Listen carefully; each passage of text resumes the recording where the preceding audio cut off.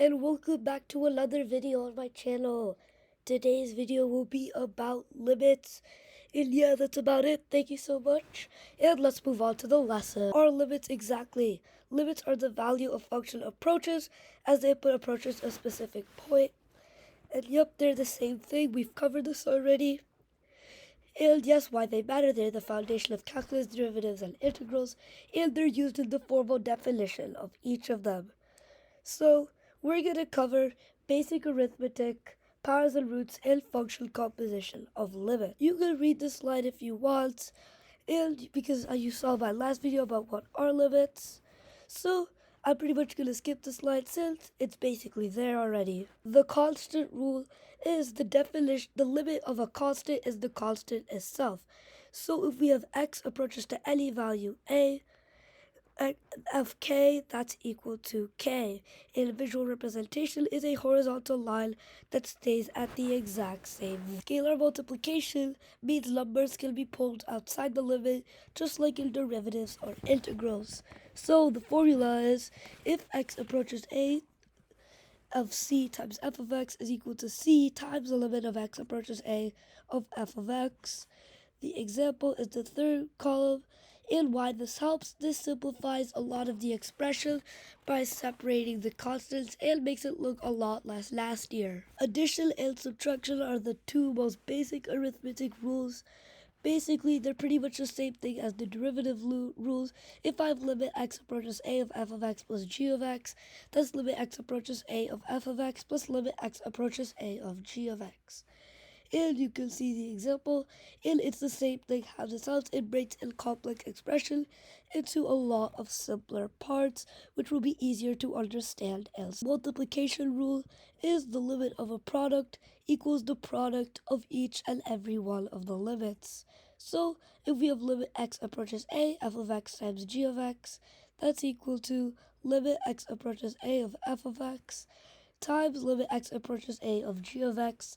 And as you can see, all of this stuff is really similar to derivatives because a limit is pretty much the definition of a derivative, and it shows an actual formal definition. That's why the rules are super similar. The other opposite of the multiplication rule is the division rule, where the limit of a fraction equals the fraction of a limit.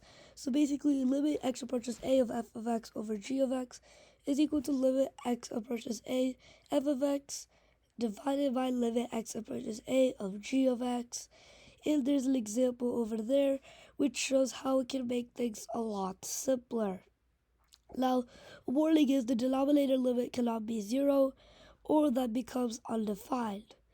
And something that's a bit more advanced is when both limits equal 0, this creates something called an indeterminate. The power rule is limit as x approaches a of f of x to the n is limit x approaches a of f of x all to the power of n, and it shows right over here where it says limit x approaches 3x minus 1 squared, and that becomes 4. The root rule is the exact opposite of this, but it's really the same, as instead of a power, you're just using a root, and an example is down below. Now, for a special consideration for even roots, the resultant sign must be positive. What we mean by that, if we have square root, fourth root, sixth root, etc., you can't have an imaginary number, so it has to be positive. Nested functions is if I have limit as x approaches a of g of f of x is g of limit x approaches a of f of x. So for the formulas, if f approaches L as x approaches a, then g of f of x approaches g of L.